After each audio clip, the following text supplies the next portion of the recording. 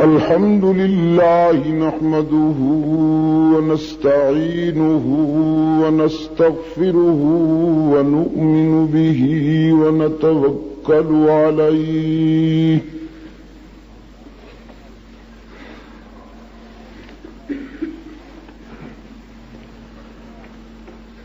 ونعوذ بالله من شرور أنفسنا ومن سيئات أعمالنا من يهده الله فلا مضل له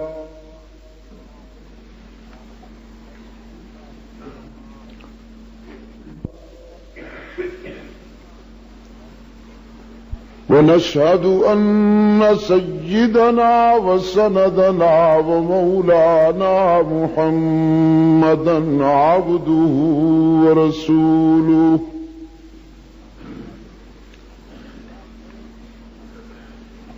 المبعوث إلى الأسود والأحمد لتتميم مكارم الأخلاق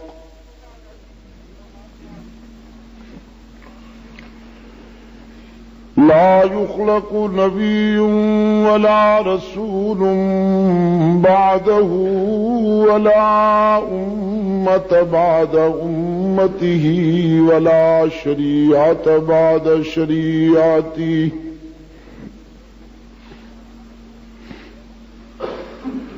ولا كتاب بعد كتابه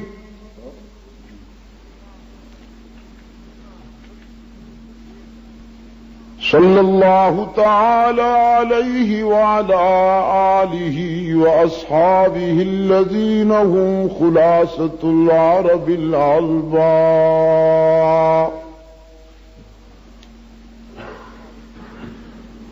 وخير الخلائق بعد الأنبياء وهم كالنجوم في السماء للاهتداء والاقتداء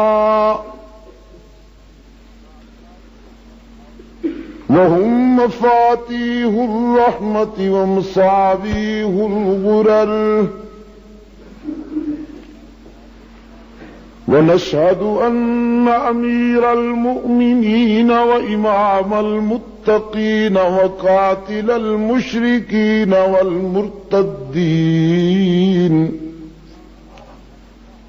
أبا بكر الصديق ولي الله ووصي رسول الله وخليفته بلا فصل أما بعد فأعوذ بالله من الشيطان الرجيم بسم الله الرحمن الرحيم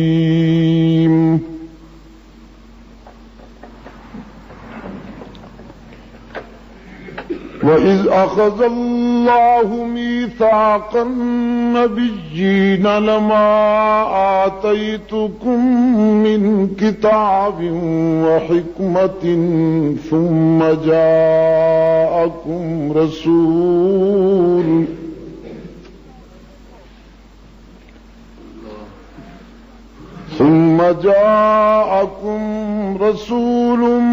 مصدق لما معكم لتؤمنن به ولتنصرنه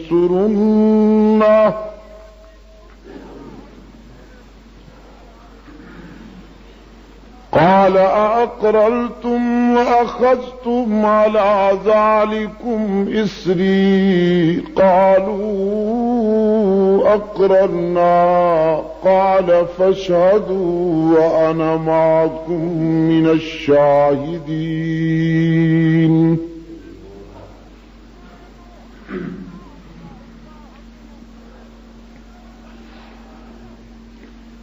وما تلك بيمينك يا موسى قال هي عصاي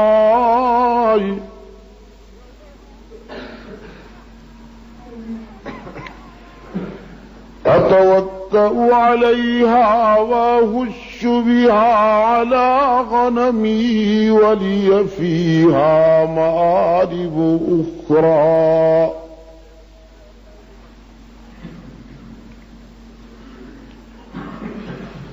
قال ألقها يا موسى فألقاها فإذا هي حية تسعى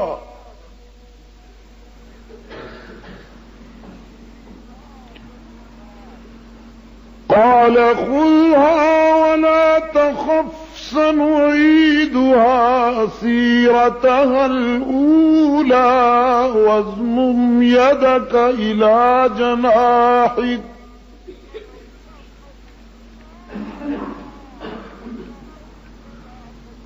تخرج بيضاء من غير سوء آية أخرى لنريك من آياتنا الكبرى اذهب إلى فرعون إنه طغى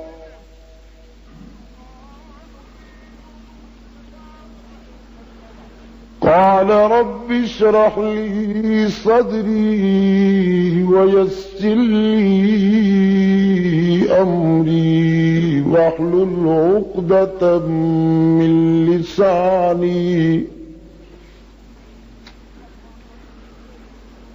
يفقهوا قولي واجعل لي وزيرا من أهلي هارون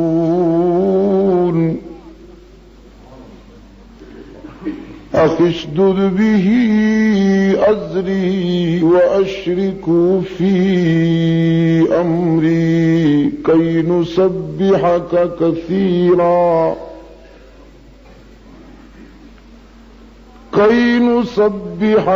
كثيرا ونذكرك كثيرا إنك كنت بنا بصيرا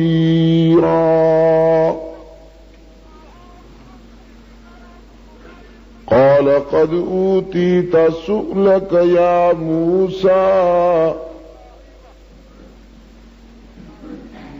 وَلَقَدْ مَنَنَّا عَلَيْكَ مَرَّةً أُخْرَى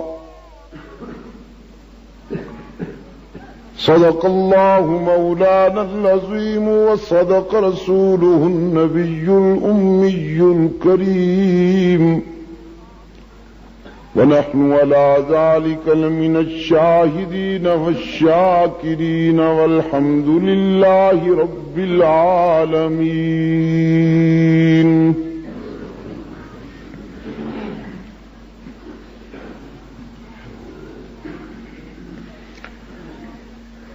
کتاب فطرت کے سرور پر جو نام احمد رقم نہ ہوتا یہ نقش ہستی ابھر نہ سکتا وجود لوح و قلم نہ ہوتا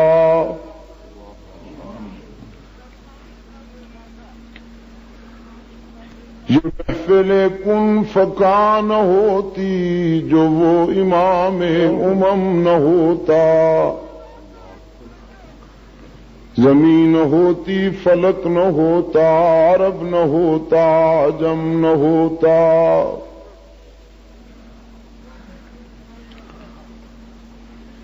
صدر جلسہ برادر عزیز حاجی جاوید ابراہیم پراچا و دیگر منتظمین جلسہ بزرگان محترم اور عزیز دوستو، تدبیر کے مطابق میری حاضری کل ہونی تھی، تقدیر کے فیصلے پر آج حاضر ہو گیا۔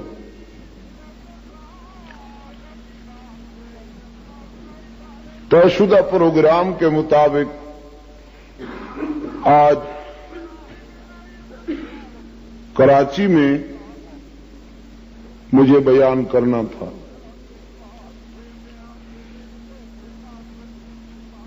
جیسا کہ برادر عزیز نے میری روداد غم اگرچہ پشتو میں بیان کی، لیکن کچھ میں بھی سمجھ رہا تھا کہ صوبائی حکومت نے میرے وہاں پہنچتے ہی پورے صوبے میں میرے داخلے پر پابندی عائد کر دی،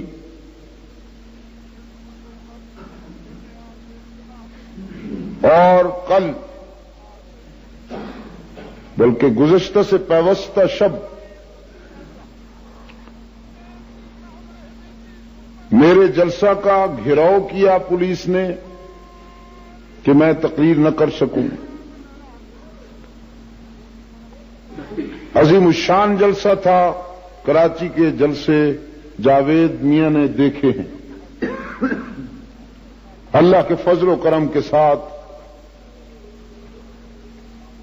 سنی نے بہت عرصہ سو کر گزارا ہے، اب جاگ اٹھا ہے، اور جاگا یوں ہے کہ انشاءاللہ پچھلی قضائیں بھی ادا کرے گا۔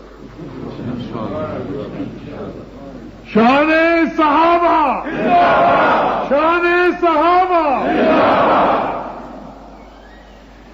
اسے دھوکے میں رکھا گیا یا بعض خواب آور گولیاں کھلا کر اسے نشے میں رکھا گیا، یہ سو گیا تھا، بے غیرت نہیں ہوا تھا۔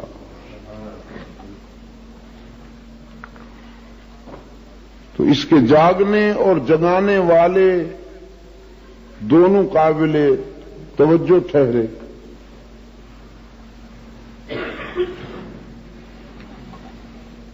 سب کچھ ہو رہا ہے لیکن مجھ پہ پابندی۔ بہرحال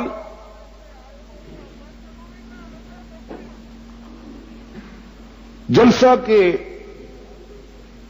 اطراف میں یار لوگوں کی موجودگی میں میرا وہاں اسٹیج پر پہنچنا یہ محض اس کا کرم تھا، اس نے مجھے وہاں پہنچا دیا۔ یقین کیجئے میں خود نہیں یہ امید کر رہا تھا کہ پہنچ جاؤں گا۔ روانگی کے وقت اللہ سے دعا کی کہ صرف تیرا قرآن پڑھوں گا، اور چونکہ تو ہی مشکل کشا ہے تو اپنے فضل و کرم کے ساتھ آج اپنے حقیر اور ناچیز بندے کو اسٹیج تک پہنچا دے، اس کے بعد ہر چے بادہ باد جو ہو۔ اسٹیج پر پہنچ گیا۔ چونکہ منتظمین حضرات جو تھے، میرے جلسہ کے منتظمین حضرات، ان پر دباؤ تھا دن بھر انتظامیہ نے انہیں اس قدر ڈسٹرب کیا کہ وہ بیچارے گھبرائے ہوئے تھے۔ انہوں نے درخواست کی کہ آپ آج صرف قرآن سنائیں۔ چنانچہ میں نے قرآن پڑھنا شروع کر دیا، ہلچل مچ گئی۔ 2-1 رکوع قرآن پڑھ کر جب میں نے صدق اللہ کہا تو چیخنے لگا پورا جلسہ کہ ترجمہ ہونا چاہیے۔ اب جب ترجمہ شروع ہوا تو پھر وہ حضرت درخواستی کی دعا تھی، وہ پھیلتا چلا گیا، تقریر ہو گئی۔ اس کے بعد انہوں نے مجھے اپنی تعویل میں لے لیا، دن بھر تھانے میں رات بھر تھانے میں رکھا۔ صبح پہلی فلائٹ جو کراچی سے آنا تھی، حالانکہ میرا ٹکٹ 7 تاریخ کا تھا، اس ٹکٹ کو انہوں نے ہنگامی طور پر 5 تاریخ کا بنایا، وہ پشاور کا تھا تو اسے اسلام آباد کا بنایا، اور مجھے انہوں نے کراچی آؤٹ کر دیا۔ اس طرح پر میں اسلام آباد پہنچ گیا۔ آج رابطہ تو کل سے ہے اپنے بھائی سے، آج ان کا حکم ہوا کہ میں کوہاٹ پہنچوں۔ اللہ کے گھر میں کھڑا ہوں کہ ذہنی طور پر آج کے لیے میں کوہاٹ آنے کو تیار نہیں تھا، لیکن اس شخص کا کہنا میرے لیے حکم کا درجہ رکھتا ہے بوجوہ تو میں حاضر ہو گیا. ظاہر ہے کہ مفصل باتیں تو کل ہوں گی اگر زندہ رہے. ذکر ہے آمنہ کے لال کا صلی اللہ علیہ وسلم.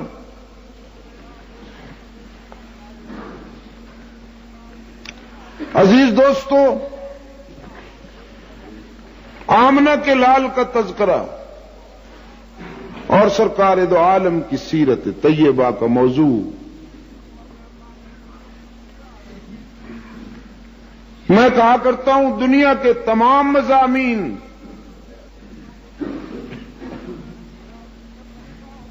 متعدد بار جب بیان ہوتے ہیں تو اپنا شباب اور اپنی کشش کھو بیٹھتے ہیں. فطرت انسانیہ میں بھی یہ بات ہے کہ جب ایک بات بار بار سنی جائے تو طبیعت اکتا جاتی ہے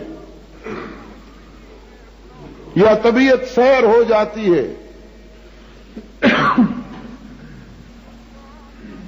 لیکن اللہ نے اپنے محبوب کے تذکرے میں ایسی کشش رکھ دی ہے اور اس کو ایسا سدا بہار بنا دیا ہے کہ 1400 سال گزرنے کے باوجود رسول اکرم کی سیرت و تذکرہ کے شباب اور جوانی میں کوئی فرق نہیں آیا.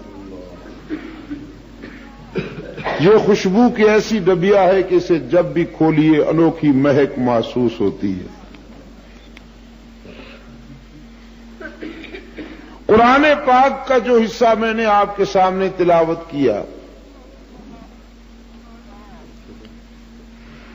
سورہ طٰہٰ کا کچھ حصہ تو نشاط فکر و نظر کے لیے پڑھ لیا. خطبے کے آغاز پر ایک پرچی آئی کہ سورہ یوسف سنائی جائے، پھر ادھر سے آواز آئی کہ سورہ مریم پڑھی جائے. چنانچہ یہ مطالبہ تو متنازع بن گیا، نہ میں نے سورہ یوسف پڑھی نہ سورہ مریم پڑھی، میں نے سورہ طٰہٰ کا کچھ حصہ پڑھ دیا. اگر زندہ رہے تو کل میں آپ کے ارشاد کے مطابق کچھ پڑھوں گا، لیکن آپ کا ارشاد جو ہے وہ ایک ہونا چاہیے، آواز ایک ہونی چاہیے. کل مشورہ کر کے آئیے گا.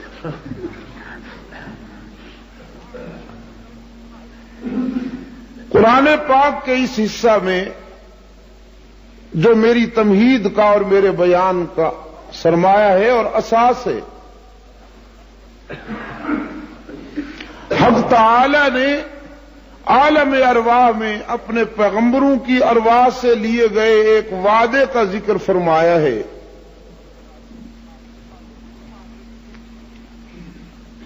جب یہ عالم رنگ و بو اس شکل میں پیدا نہیں ہوا تھا، یہ دنیا آب و گل اس صورت میں وجود میں نہیں آئی تھی، تو عالم ارواح میں اللہ نے اولاد آدم سے 2 وعدے لیے. انسانی ارواح کے اجتماع منعقد فرمائے، روحوں کو اکٹھا کر کے ایک مرتبہ خدا نے اپنی ربوبیت کا اقرار لیا، دوسری مرتبہ اپنے محبوب کی رسالت کا اقرار لیا.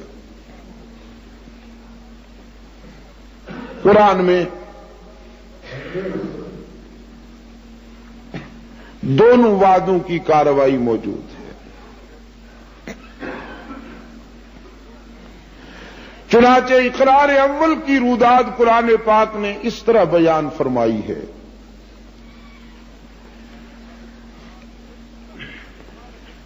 فرمایا وَإِذْ أَخَذَ رَبُّكَ مِن بَنِي آدَمَ مِن ظُهُورِهِمْ وَذُرِّيَّاتِهِمْ وَأَشْهَدَهُمْ عَلَىٰ أَنفُسِهِمْ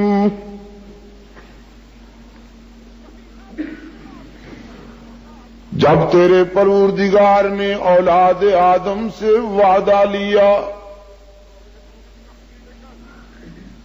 من بنی آدم،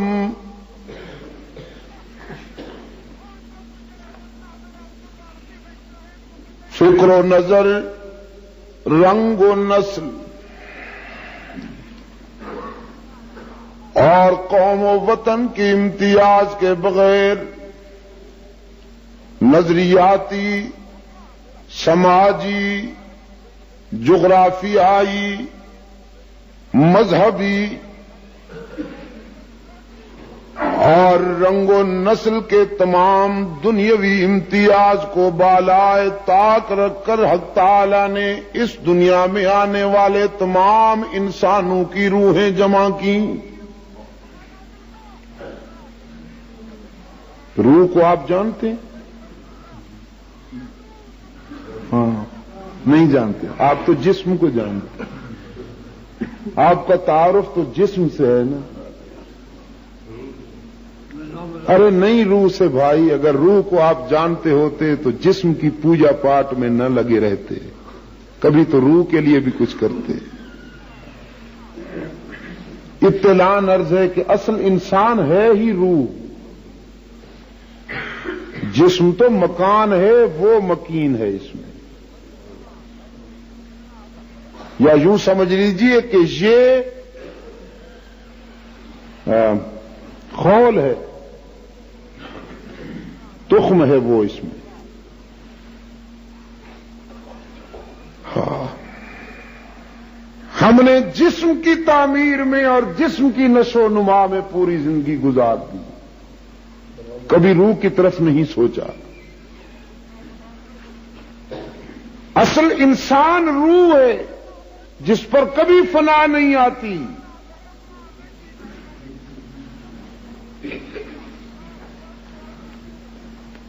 حق تعالی نے انسانی روحوں کو جمع فرمایا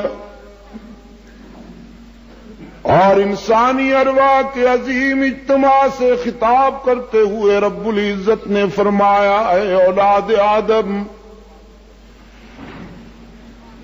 میں تمہیں انسانی شرافت کا اعزاز دے کر دنیا میں بھیجنے والا ہوں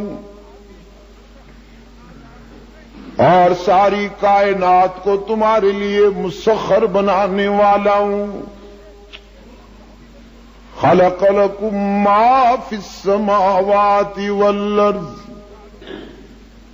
زمین و آسمان میں جو کچھ بھی بناؤں گا تمہارے لیے بناؤں گا۔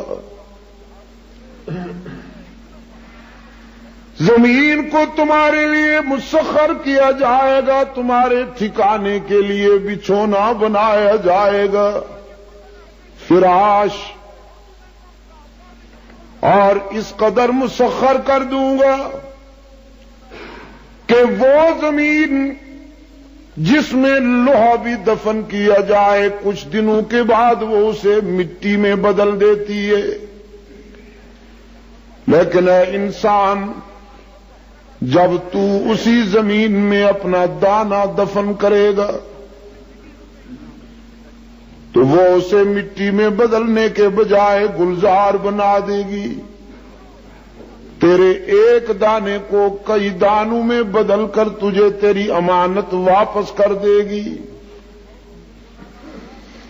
آسمان کو چھت بنا کر اس کے دامن میں کبھی نہ بجھنے والے چراغ جلا دوں گا، ایسے قمقمے، ایسے بلب روشن کر دوں گا جو قیامت تک فیوز نہیں ہوا کریں گے۔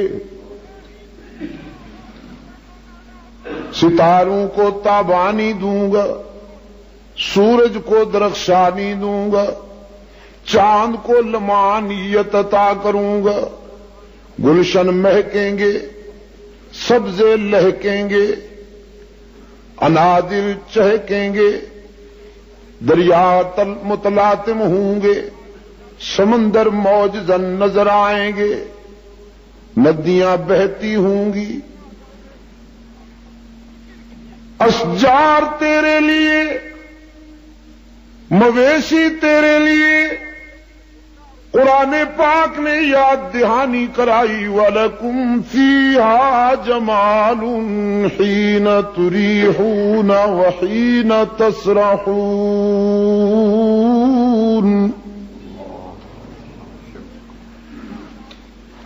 وہ وتحملوا أثقالكم إلى بلد لم تكونوا بالغيه إلا بشق الأنفس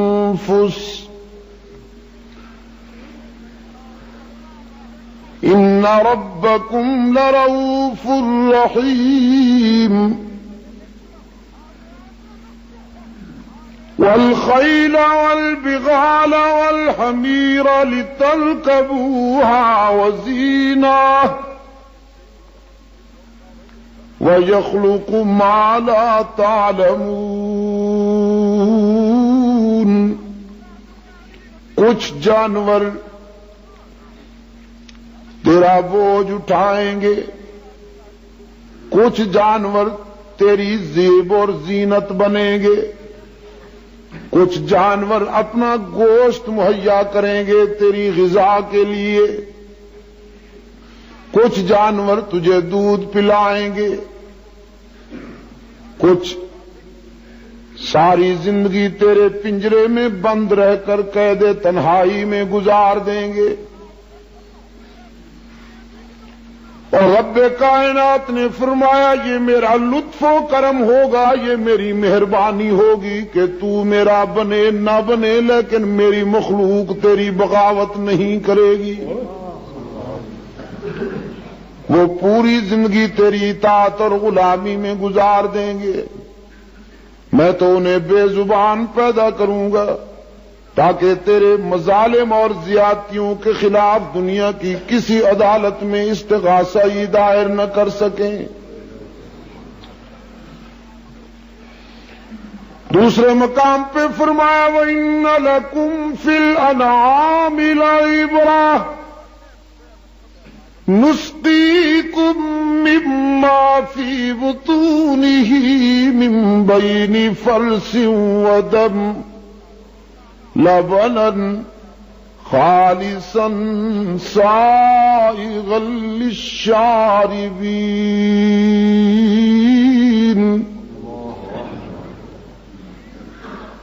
ہم نے تو اپنی پہچان کے لیے بہت سی نشانیاں تیرے سامنے رکھ دیں. تو کیسے کہہ سکتا ہے کہ مجھے خدا نظر نہیں آتا، خدا سمجھ میں نہیں آتا؟ کہاں ہے؟ قرآن نے دعوت فکر دیتے ہوئے انسان کے دل و دماغ پہ دستک دی کہ دودھ کا گلاس پینے سے ایک لمحہ پہلے ذرا سوچا کر کے کہاں سے آیا، کس نے بھیجا. تیرے جانور کی رنگت منفی، اس کے خون کا رنگ منفی، اس کی گوبر بدبودار. کبھی سوچا ہے تو نے کہ تیرے گلاس میں آنے والے دودھ میں جانور کی سیاہی کو بھی شامل نہیں ہونے دیتا؟ وہ کون ہے؟ تیرے ظرف میں آنے والے دودھ میں جانور کے خون کی رنگت کو شامل نہیں ہونے دیتا؟ وہ کون ہے؟ تیرے برتن میں آنے والے دودھ میں گوبر کی بدبو کو بھی شامل نہیں ہونے دے رہا؟ وہ کون ہے؟ وہ جانتا ہے نا میرے بندے کا لطیف ذوق ہے. دودھ میں کہیں جانور کی رنگت، خون کی سرخی یا گوبر کی بدبو محسوس کر کے میری نعمت کو قبول کرنے سے انکار نہ کر دے. تینوں منفی چیزوں میں سے نسقیکم مما فی بطونی من بین فرث ودم لبنا خالصا سائغا لبنا خالصا سائغا للشاربین. خوش رنگ اور خوش ذائقہ دودھ کی نہریں جاری کرنے والا کون؟ اللہ.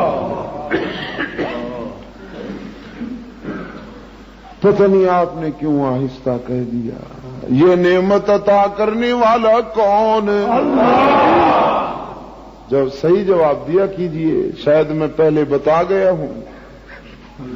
اللہ ہی یہ نعمت عطا کرنے والا کون؟ اللہ ہی، اللہ ہی۔ کیونکہ عجم میں ایسے بیمار پیدا ہو گئے جو کہتے ہیں اللہ بھی، تو وہ دوسروں کو راضی کرنے کے لیے دودھ وغیرہ تقسیم کرتے رہتے ہیں اللہ بھی۔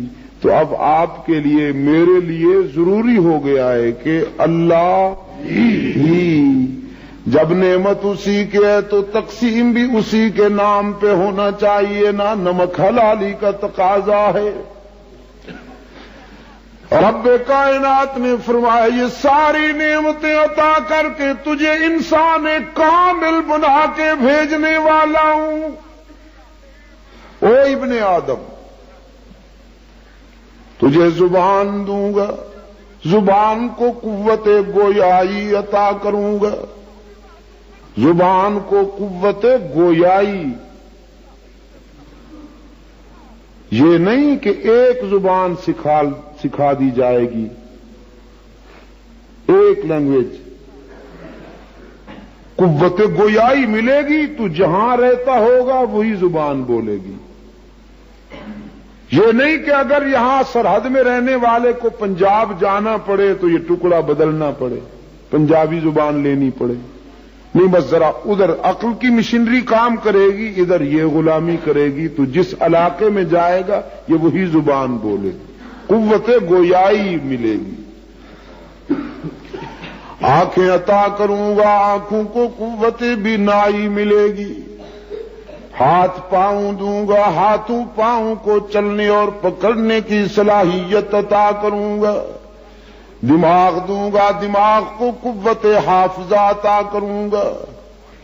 رب العالمین نے یہ نعمتیں عطا کی اور پھر یہ اس کا کرم ہے نا کہ آنکھیں دے کر سوسائٹی اور معاشرے میں کچھ اندھے بھی پیدا کر دیے تاکہ انہیں دیکھ کر اللہ کی اس نعمت کی قدر معلوم ہو سکے۔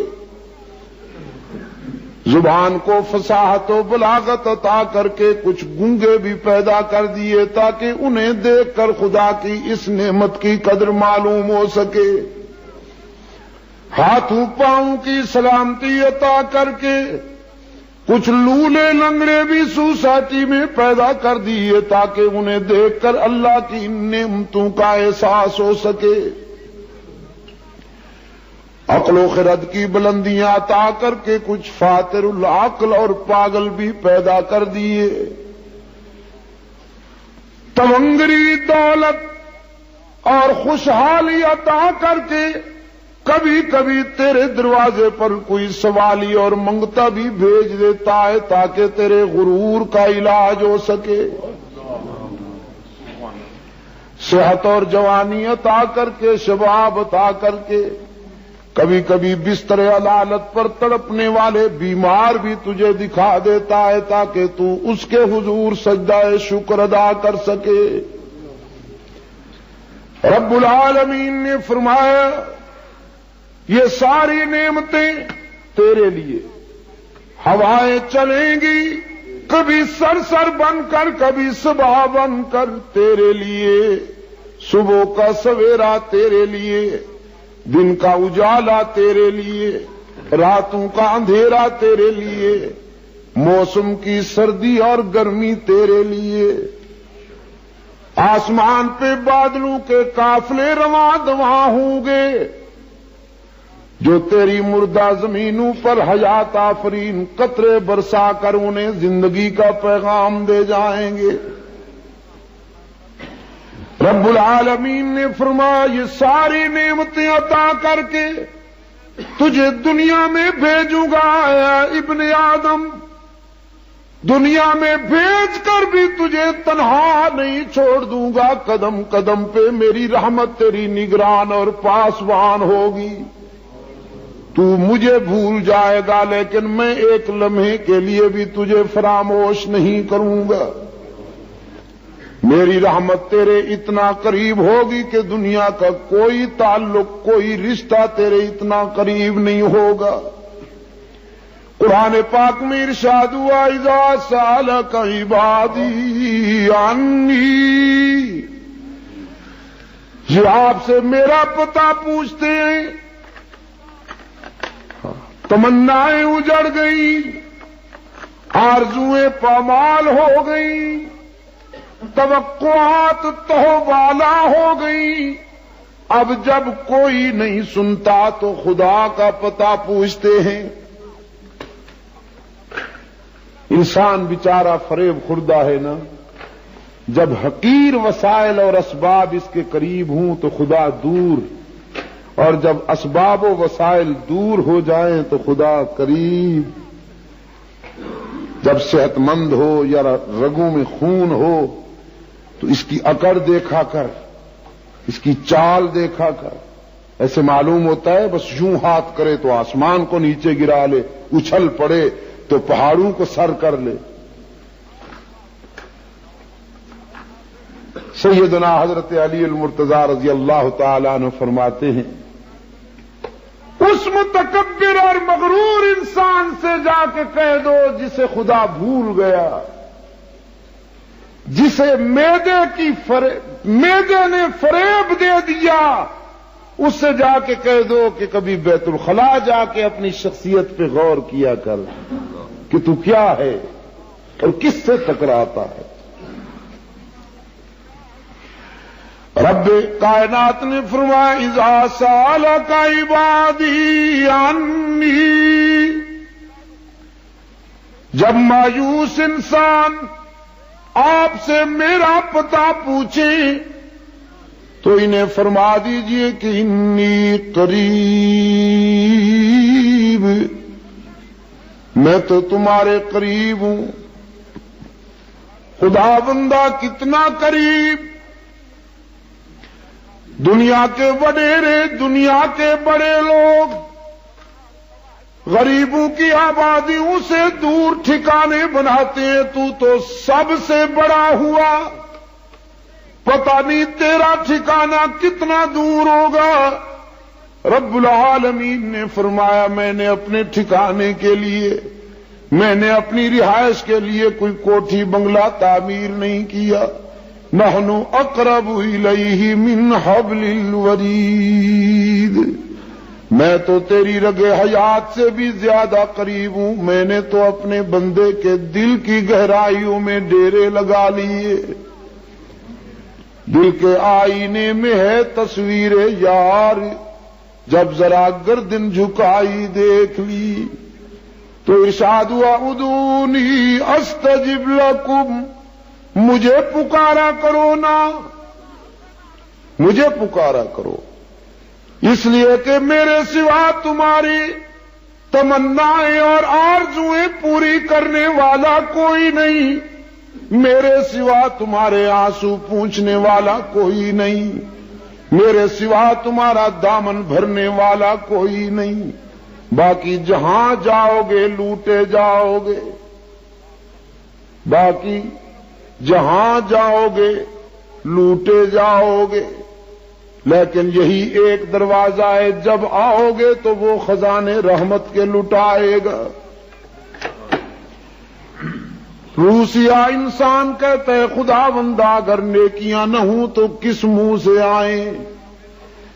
فطرت نے جواب دیا وہ دنیا والے ہیں کہ جب کچھ لے کے نہ جاؤ تو بات نہیں سنتے، یہ وہ ذات ہے کہ اپنے در پہ آنے والے کے دامن کی طرف نہیں دیکھتا کچھ لایا ہے یا نہیں، اس کی رحمت تو پکارتی ہے، نیکیاں نہیں تو کوتاہیاں لاؤ، خوبیاں نہیں تو خطائیں لاؤ، اتنی خطائیں لاؤ کہ زمین و آسمان میں بھی نہ سما سکیں، لیکن میں تمہاری خطاؤں سے دگنی رحمت لے کر تمہارا انتظار کرتا ہوں، کبھی میرے در پہ آؤ نا، سر جھکاؤ تو صحیح، دامن پھیلاؤ تو صحیح، میرے لطف و کرم کو آزماؤ تو صحیح، تمہارے آنے میں دیر ہوگی، میرے راضی ہونے میں دیر نہیں ہوگی۔ نعرہ تکبیر!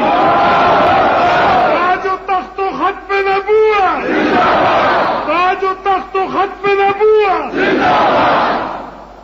حدیث قدسی میں آئے سرکار دو عالم صلی اللہ علیہ وسلم نے فرمایا جب بوڑھا آدمی جس نے زندگی میں کبھی خدا کو یاد نہیں کیا ضعیفی آ گئی بڑھاپا چھا گیا جوانی چلی گئی زندگی کی شام ہو گئی اب جس نے کبھی خدا کے سامنے سر نہیں جھکایا جس نے کبھی زبان پر اس کا نام نہیں لایا اب ضعیفی اور بڑھاپے کے وقت ہاتھ کانپتے ہوئے عرض کرتا ہے خداوندار رحم کر حق تعالی نے فرمایا میرے محبوب میں اسے تانا نہیں دیتا کہ کل تک تو مجھے یاد نہیں کیا آج کیسے یاد آ گیا میں اسے مایوس نہیں کرتا میں اسے خالی ہاتھ نہیں لوٹاتا کہ مجھے اس کے سفید بالوں سے حیا آ جاتی ہے یہ نہیں جانتا تھا میں تو جانتا ہوں کہ میرے سوا اس کا کوئی نہیں میں اسے خالی لوٹا دوں تو کہاں جائے گا رب العالمین نے فرمایا تمہیں دنیا میں بھیج کے بھی تنہا نہیں چھوڑ دوں گا قدم قدم پہ میری رحمت تمہاری نگران اور پاسبان ہوگی تو پھر بتاؤ تمہارا کیا حال ہوگا جب دنیا میں جاؤ گے الست بربکم یہاں بتاؤ تمہارا سر کس کے آگے جھکے گا تم اپنی تمنائیں کس سے وابستہ کرو گے تم کس کے آگے آنسو بہاؤ گے تم کس سے رزق اور اولاد مانگو گے بتاؤ یہاں عالم ارواح میں دنیا میں جانے سے پہلے بتاؤ کہ میں تمہارا رب ہوں یا نہیں کون ہے تمہارا رب گوہاٹ کے دوستو اب صحیح جواب آ رہا ہے انشاءاللہ اللہ ہی میں یہ عرض کر رہا تھا کہ قرآن پاک کا حسن موزونیت تو دیکھیے کہ دنیا میں بھیجنے سے پہلے بھی خدا نے انسان سے یہی وعدہ لے لیا الست بربکم ابھی انسان نے دنیا میں قدم نہیں رکھا تھا تو لفظ رب سماعت سے ٹکرایا اور جب انسان اس دنیا سے جاتا ہے تو برزخ کے پہلے زینے پر قدم رکھتے ہی آواز آتی ہے من ربک تیرا رب کون ہے اور حدیث پاک میں آتا ہے کہ جس شخص نے دنیا میں کوتاہیاں کی ہوں گی اعمال میں کمی کی ہوگی بد عمل ہوگا بد کردار ہوگا لیکن اگر بد عقیدہ نہیں ہوگا مشرک اور بدعتی نہیں ہوگا تو اسے توفیق ملے گی برزخ میں وہ چیخ کر کہے گا ربی اللہ لیکن جس شخص نے نمازیں پڑھ پڑھ کے ماتھے پہ نشان ڈال دیا ہو جبہ لمبا ہو بڑا زبردست قسم کا نمازی معلوم ہوتا ہو لیکن نوافل بھی ادا کرتا ہو حج بھی بے شمار کیے ہوں خیرات بھی بڑی دیتا ہو حضور کا نام بھی بڑا لیتا ہو لیکن عقیدے میں شرک کی بیماری لگ گئی ہو سر کئی دروازوں پہ جھکایا ہو دامن کئی کے آگے پھیلایا ہو آرزویں کئیوں سے وابستہ کی ہوں اگر دنیا میں شرک کی بیماری میں مبتلا ہو گیا تو نمازی زکاتی خیرات اور حاجی ہونے کے باوجود جب وہاں پوچھا جائے گا من ربو کا تو صحیح جواب نہ بن پڑے گا آئیں بائیں شائیں کرنے لگے گا کوئی بات بن نہیں سکے گی اس لیے عزیز دوستو اصل روح تو عقیدہ ہے نا اعمال اس کو سنوارتے ہیں اعمال اس کے برگ و بار ہیں بنیاد عقیدہ ہے تو سب سے پہلے حق تعالی نے فکر انسانی کی تعمیر کرتے ہوئے عالم ارواح میں پوچھا من ربو کا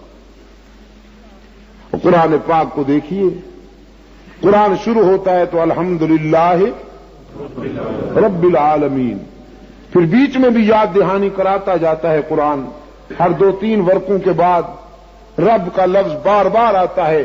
شروع ہوتا ہے تو الحمدللہ رب العالمین، اور جب قرآن رخصت ہوتا ہے، ختم ہونے لگتا ہے، تو بھی یاد دہانی ہو جاتی ہے. قل اعوذ برب الفلق، قل اعوذ برب الناس، کہ اس کو بھولنا نہیں کہ رب بس وہی ہے. میرے عزیز دوستو، رب کائنات نے فرمایا الستو بربکم، بتاؤ کہ تمہارا رب کون ہے؟ تمام انسانی ارواح نے بیک زبان جواب دیا بلا، بس تو ہی ہمارا رب ہے، تیرے سوا دنیا میں ہم کسی اور کو رب نہیں مانیں گے. ہمارا مشکل کشا بھی تو، حاجت روا بھی تو، کار ساز بھی تو، ہر جگہ موجود بھی تو، رزق دینے والا بھی تو، اولاد دینے والا، بیماریاں دور کرنے والا، ملازمتیں عطا کرنے والا، عزت دینے والا، زندگی اور موت کا مالک تو بس. وعدہ کیا. حق تعالیٰ نے فرمایا یہ وعدہ تو تم نے کر لیا، اب دیکھوں گا دنیا میں جا کے کون اپنے اقرار کو پورا کرتا ہے. وَإِذْ أَخَذَ اللَّهُ مِيثَاقَ النَّبِيِّينَ.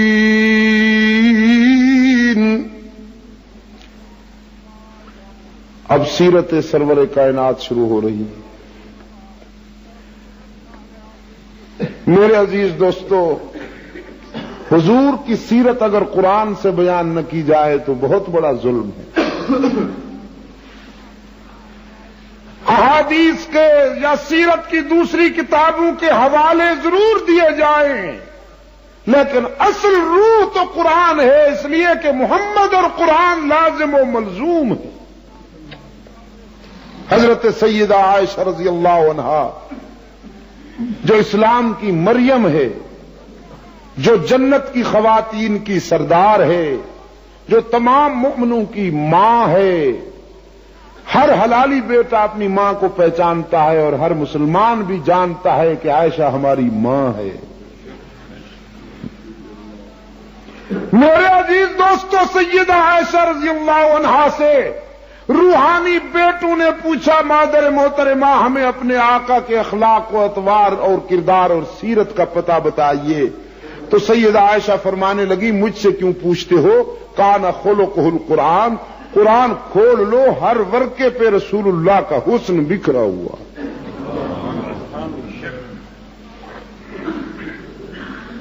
اللہ آپ کو بھی اور حضور کی سیرت بیان کرنے والے ہر فرد کو توفیق عطا فرمائے کہ وہ رسول کے ذکر کو قرآن سے مزین کرے. میرے عزیز دوستو، دوسرا اقرار فرمایا وَإِذْ أَخَذَ اللَّهُ مِيثَاقَ النَّبِيِّينَ.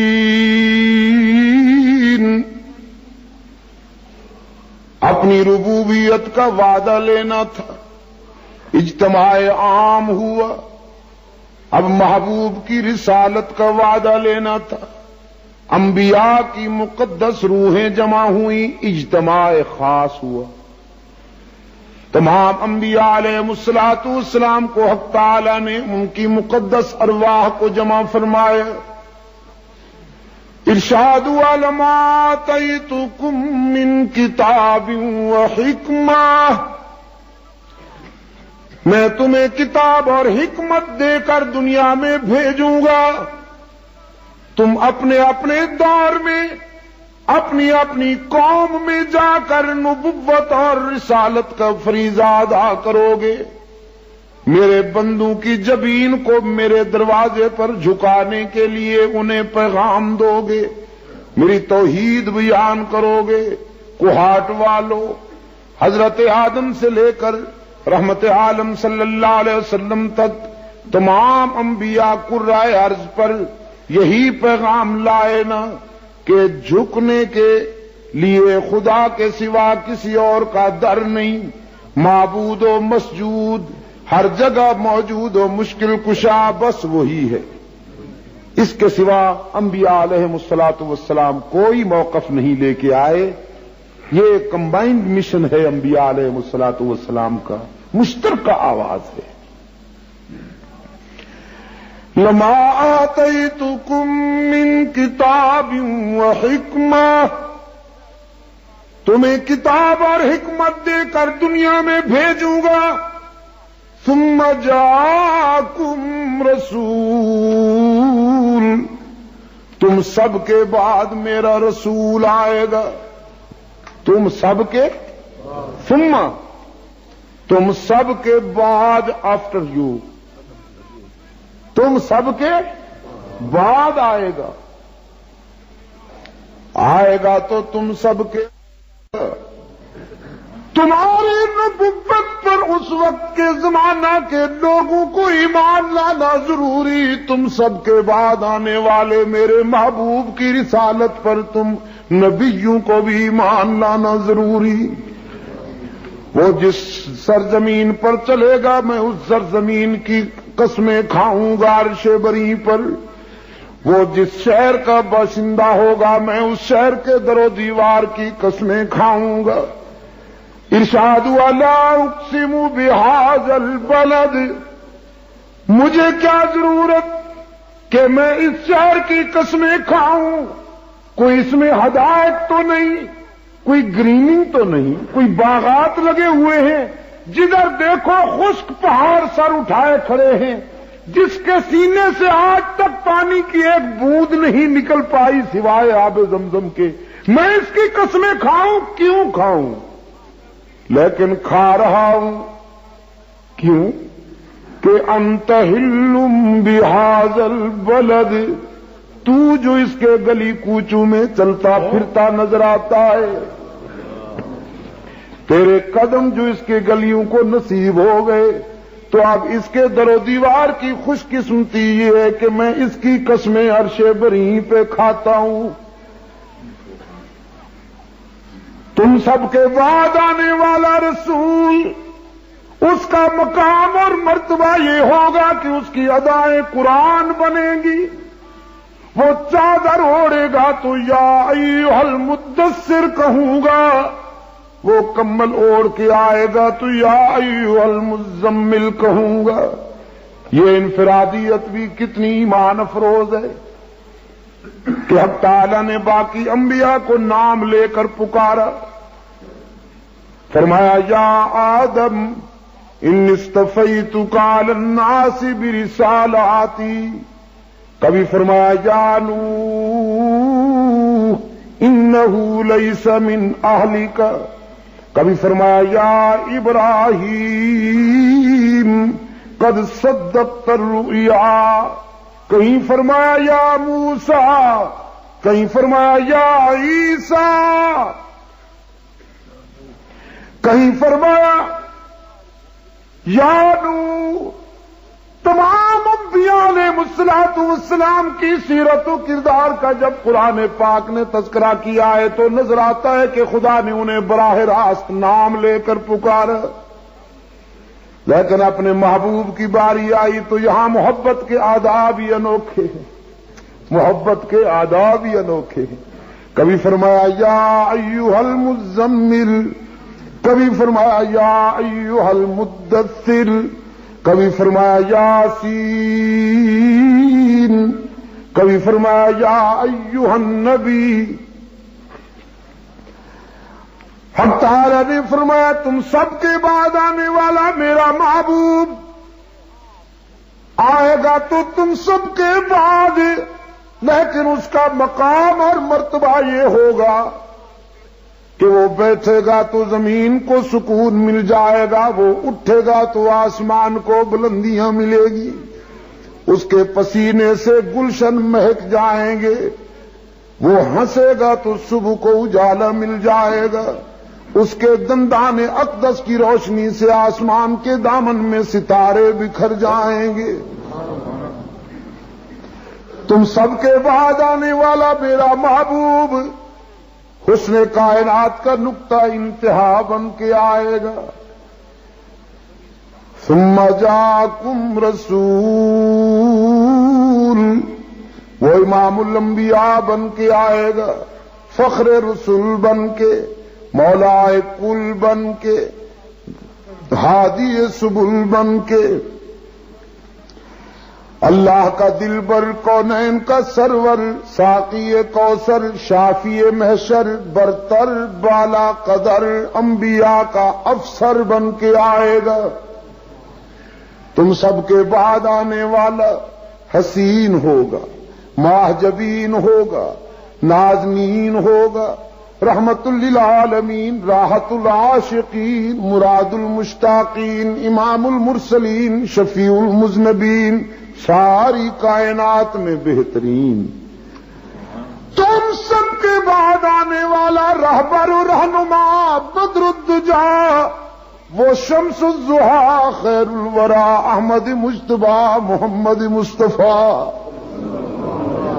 صلی اللہ علیہ وسلم. تخت و خط پہ نبوت، تاج و تخت و خط پہ نبوت، شان رسالت، مقام صحابہ، نعرہ تکبیر. لَتُؤْمِنُنَّ بِهِ وَلَتَنْصُرُنَّهُ. اب یہاں بتاؤ کہ تم سب کے بعد آنے والے میرے محبوب کی نبوت پر تمہیں ایمان بھی لانا ہوگا، اس کا تعاون بھی کرنا ہوگا. برے صغیر کی ایک بدبودار شخصیت مرزا غلام احمد قادیانی، اس نے لکھا ہے کہ یہ جو رسول کی بات ہو رہی ہے، ثم جاءکم رسول، یہ میں ہوں.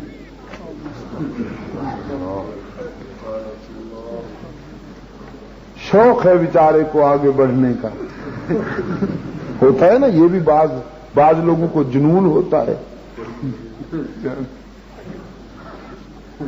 ایک مرتبہ حضرت شاہ صاحب رحمت اللہ علیہ سے خواب میں مل گیا امیر شریعت سید عطا اللہ شاہ بخاری رحمت اللہ تعالی علیہ سے. کہنے لگا شاہ صاحب آپ کو پتہ نہیں ہے کہ قرآن میں میرا ذکر آیا ہے؟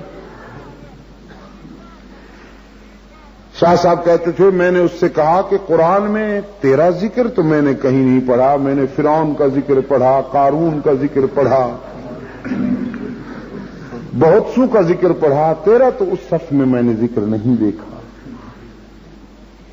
کہنے لگا جی واہ، آپ نے کہاں جا ملایا مجھے، میرا ذکر قرآن میں آیا نہیں ہے. وہ یاتی من بعد اسمہ احمد،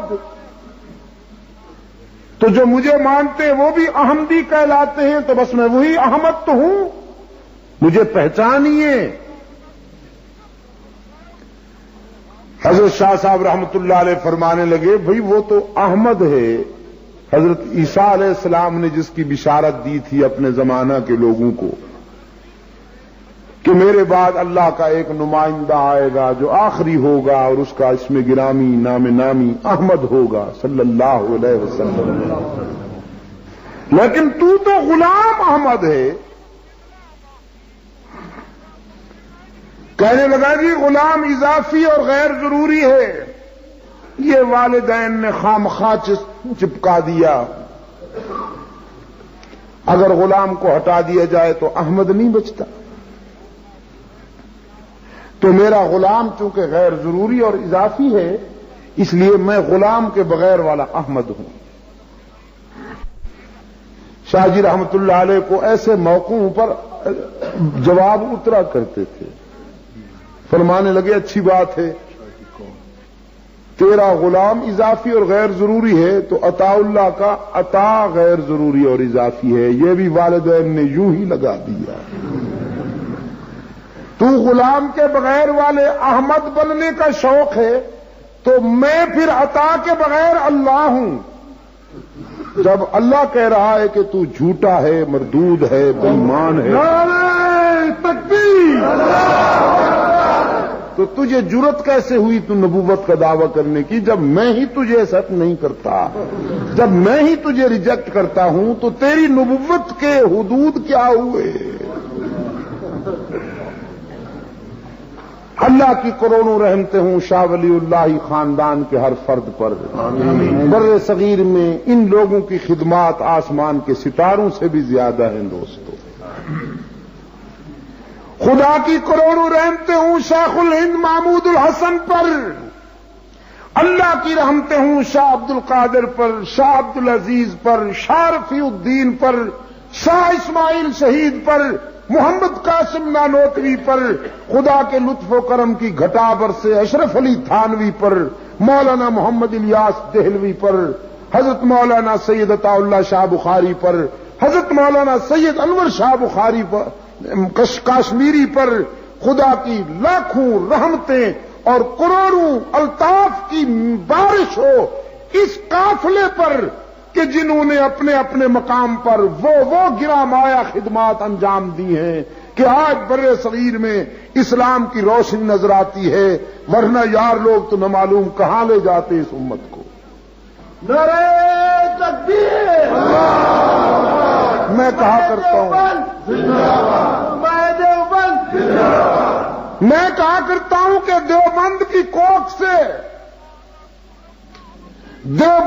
کوکھ سے مجاور نہیں مجاہد پیدا ہوئے، دیوبند کی کوکھ سے ضمیر فروش نہیں سرفروش پیدا ہوئے، اور جو ضمیر فروش ہوں وہ دیوبندی نہیں ہو سکتے، چاہے وہ اوپر سے دیوبندی کی رٹ لگائے رکھیں اور تسبیح پڑھتے پھریں۔ وقت وقت میں بھیس بدلنے والے، لباس بدلنے والے، اسٹیج بدلنے والے، کبھی ظالموں کے حامی کبھی مظلوموں کی صفوں میں نظر آنے والے، یہ ایکٹر ہیں، دیوبندی نہیں ہیں، یہ اداکار ہیں، دھوکہ دیتے ہیں، آپ کی سادگی اور عقیدت سے گلی ڈنڈا کھیلتے ہیں، انہیں پہچانیے، خدا کے لیے ان اداکاروں کو دیوبندیت کا معیار نہ بنائیے ورنہ منزل کبھی نہیں ملے گی۔ دیوبندیت کا معیار ہے مولانا سید حسین احمد مدنی، دیوبندیت کا معیار ہے شیخ الہند محمود الحسن، دیوبندیت کا معیار ہے اشرف علی تھانوی، دیوبندیت کا معیار ہے محمد الیاس دہلوی، دیوبندیت کا معیار ہے انور شاہ کاشمیری، سید عطا اللہ شاہ بخاری، عبید اللہ سندھی، احمد علی لاہوری، اور یا پھر کم از کم مفتی محمود حضرت درخواستی، یہ دیوبندیت کا معیار ہے۔ بھیس بدلنے والے کبھی ادھر کبھی ادھر، خدا کے لیے ان کو معیار نہ بنائیے۔ میرے عزیز دوستو، برے صغیر میں جو فتنہ اٹھا اسلام کے خلاف، اس کے سامنے ڈٹ جانے والا کون ہے؟ یہی ولی اللہ قافلے کے افراد ہیں۔ جب برے صغیر میں انگریز نے ایک پالتو نبی پیدا کیا نبوت کا امیج کرش کرنے کے لیے، تو اس کا مقابلہ کرنے والے کون ہیں؟ علماء دیوبند۔ جب دشمنان صحابہ نے تاریخ چلائی، صحابہ کرام رضوان اللہ تعالی علیہم اجمعین جو اسلام کی نمائندہ جماعت، اسلام کا اساسی لشکر ہیں، قرآن کی زبان میں حزب اللہ ہیں، خدا کی فوج ہے، محمد کی نبوت کے عینی گواہ ہیں، اسلام کے کیس کے عینی گواہ ہیں، تو جب لکھنؤ کی کوکھ سے ہمایوں کی بیمار ذہنیت کے نتیجہ میں جب یہاں ایسے افراد پیدا ہوئے کہ جو اسلام کا کیس کمزور کرنے کے لیے انہوں نے صحابہ کو تنقید کا نشانہ بنایا اور صحابہ کرام پر الزام تراشی کی، تو اس فتنے کا مقابلہ بھی انہی مجاہدین نے کیا۔ اللہ کی ان پر کروڑوں رحمتیں ہوں۔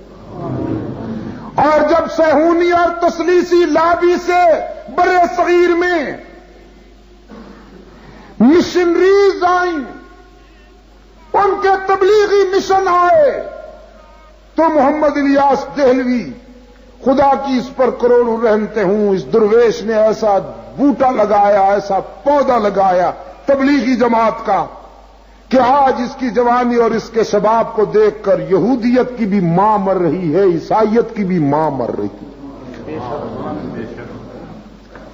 آپ نے تو تبلیغی جماعت کی جوانی جا کے ریونڈ دیکھی ہوگی، ان آنکھوں نے جا کے بیرونی دنیا میں دیکھا۔ میں پہلی مرتبہ بھی دیکھ آیا تھا، لیکن اس مرتبہ جا کے بعض ایسی چیزیں نظر آئیں کہ بے ساختہ میرے دل سے دعا نکلی کہ خداوندا ان درویشوں کو نظر بد سے بچائیو۔ آج انگلینڈ میں، جاپان میں، امریکہ میں، جرمنی میں، سویڈن اور ناروے میں، ڈنمارک میں اللہ کے ترانے سنائی دیتے، لا الہ الا اللہ محمد رسول اللہ کے ترانے سنائی دیتے ہیں۔ انہی کی کوششوں سے چرچ مسجدیں بن رہے ہیں، جہاں گھنٹے بجتے تھے وہاں اذانیں سنائی دیتی ہیں، جہاں بائبل پڑھی جاتی تھی وہاں محمد کا قرآن پڑھا جا رہا، ہزاروں کی تعداد میں عیسائی موحد بن گئے۔ مجھے لندن میں ایک مقام پر کانفرنس کے بعد لٹن سٹون میں ایک انگریز ملا جو مسٹر مائیکل سے محمد یحییٰ بنا، میں اس کا چہرہ دیکھتا ہی رہ گیا۔ اس نے بتایا کہ 11 سال پہلے مجھے اسلام کی دولت نصیب ہوئی۔ میں نے اس سے پوچھا کہ تجھے اسلام کی کون سی ادا پسند آ گئی تھی؟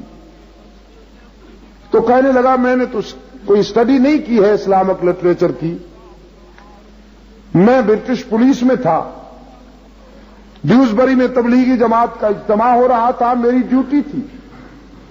میں جب وہاں اس اجتماع میں گیا، میں نے مسلمانوں کو وہاں نماز پڑھتے ہوئے دیکھا کہ ایک آدمی کو نمائندہ بنا کر وہ آگے کر دیتے ہیں اور باقی ہزاروں اس کے پیچھے، کبھی قیام میں، کبھی رکوع میں، کبھی سجدوں میں، کبھی قعود میں اندیکھی ذات کے تصور میں آنسو بہاتے ہیں اور کانپتے لرزتے ہیں۔ تو میرے ضمیر نے فیصلہ کیا کہ مذہب وہی سچا ہے جس کی یہ نمائندگی کرتے ہیں۔ اس نے بتایا پہلے تو مجھے بڑی کراہت محسوس ہوئی جب میں نے ان کو ایک ہی برتن میں 4-5 آدمیوں کو کھاتے دیکھا، تو طبیعت میں ذرا اکتاہٹ پیدا ہوئی کہ کتنے بدذوق ہیں۔ لیکن اس نے کہا ایک دن مجھے انہوں نے اپنے پاس بلایا اور کھانے کی دعوت دی، بے ساختہ میری طبیعت مائل ہو گئی اور میں ان کے ساتھ بیٹھ کر کھانا شروع ہو گیا۔ اب جو 2 لقمے لیے، ایسی لذت محسوس ہوئی، ایسی لذت محسوس ہوئی کہ وہ ڈبل روٹی میں جو ہم وہ سلاد وغیرہ رکھ کے وہ بناتے تھے وہ مصیبت نظر آنے لگی، اور باوجود اس کے کہ میں ان کے مذہب کا آدمی بھی نہیں تھا اور ایک انگریز نما، لیکن کھانا ان کے ساتھ کھایا کرتا تھا۔ پھر حضرت شیخ الحدیث مولانا محمد زکریا مدظلہ کے ہاتھوں پر اسلام نصیب ہوا۔ اس نے بتایا کہ آج اللہ کے فضل و کرم سے میں بھی حافظ ہوں، میری بیوی بھی قرآن کی حافظ ہے، اور اس نے بتایا کہ بحمد اللہ تعالی مجھے بخاری، مسلم، ابو داود اور ترمذی کی ہزاروں احادیث ازبر یاد ہے۔ ذہین تو ہوتے، وہ حافظ قرآن بھی ہے، حافظ الحدیث بھی۔ اور اس نے بتایا کہ اس وقت تک بحمد اللہ میری تبلیغ سے 2100 انگریزوں نے اسلام قبول کیا۔ یہ جو پچھلے دن وہ آپ نے اخبارات میں پڑھا ہوگا ایک پاپ سنگر مسلمان ہوا ہے، وہ اسی مسٹر محمد یحییٰ کی تبلیغ کے نتیجے میں نے اس سے پوچھا کہ بھی خطیب تو ہم بنے پھرتے ہیں، لوگ ہمیں خطیب العصر کہتے ہیں، پتہ نہیں کیا کیا کہتے ہیں، اور مسلمان لوگ تمہارے ہاتھوں پہ ہو رہے ہیں، یہ تو زیادتی ہے، گر بتاؤ۔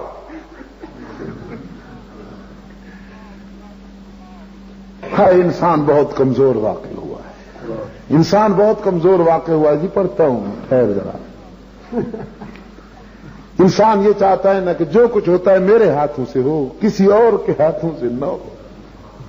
مفتی صاحب رحمۃ اللہ علیہ ایک بات فرمایا کرتے تھے، حضرت مولانا مفتی محمود رحمۃ اللہ علیہ، خدا کی کروڑوں رحمتیں ہوں، شاندار زندگی گزار گئے، مثالی زندگی گزار گیا، آنے والی نسلیں رشک کریں گی کہ ہمیں بھی محمود جیسی زندگی ملے۔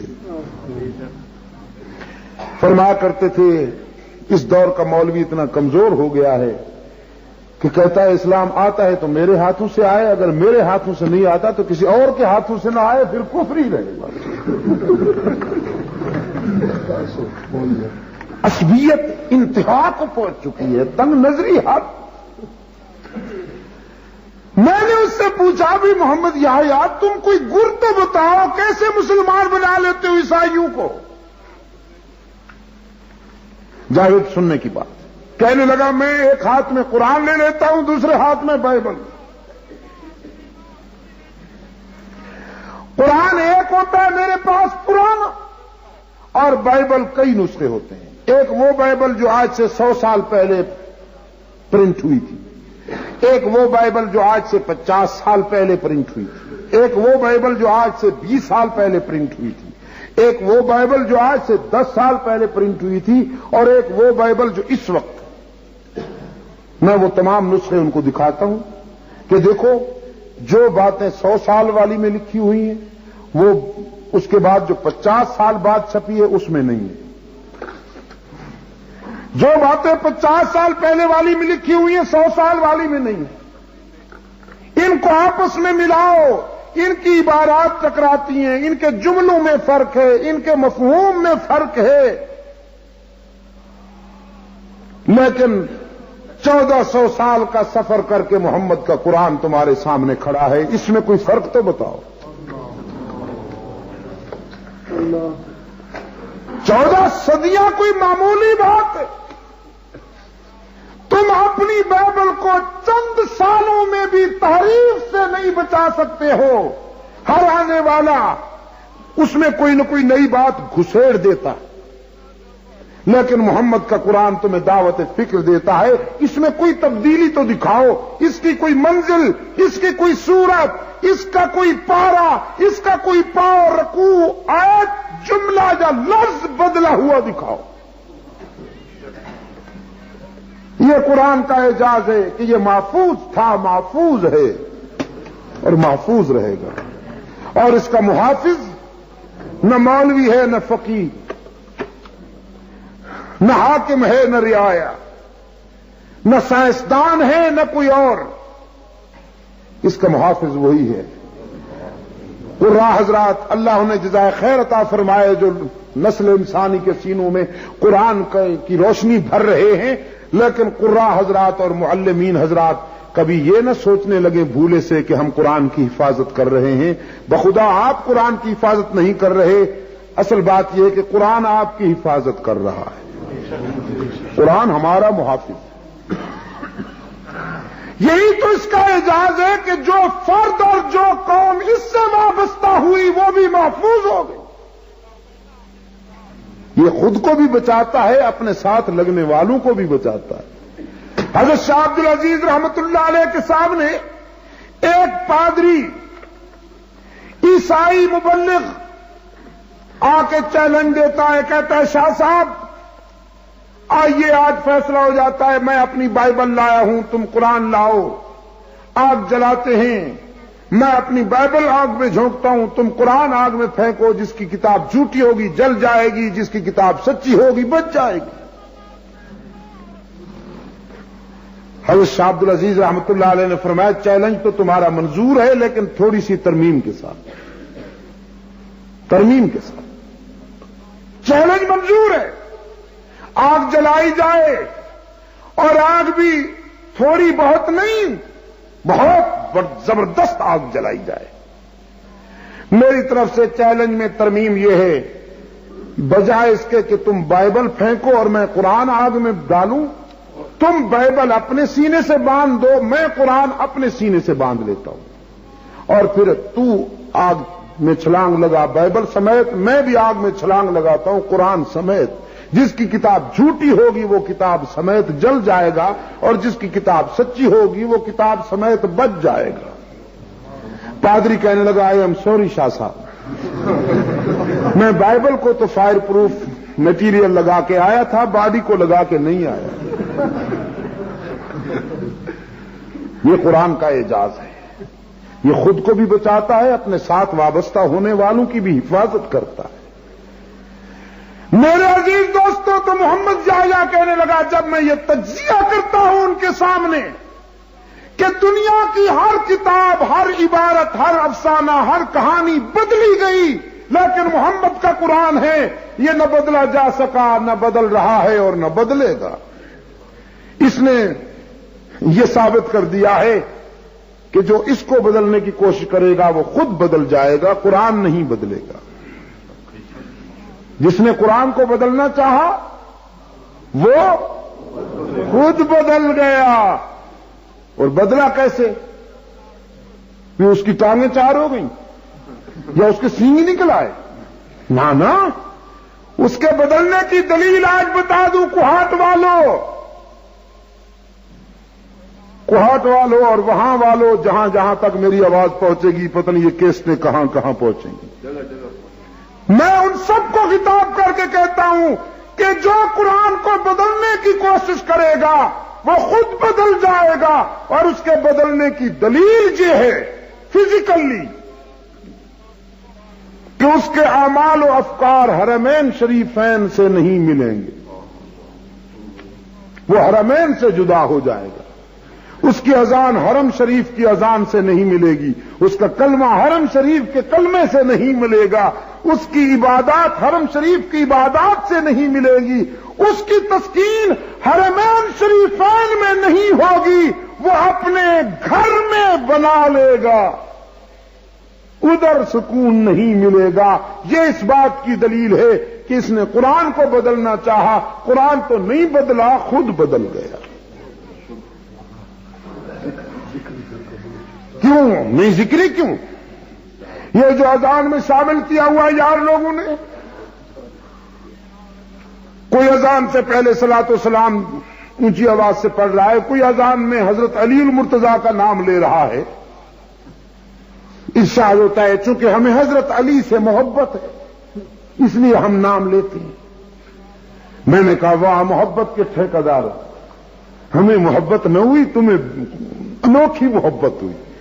حضرت علی رضی اللہ تعالی عنہ کا سچا وارث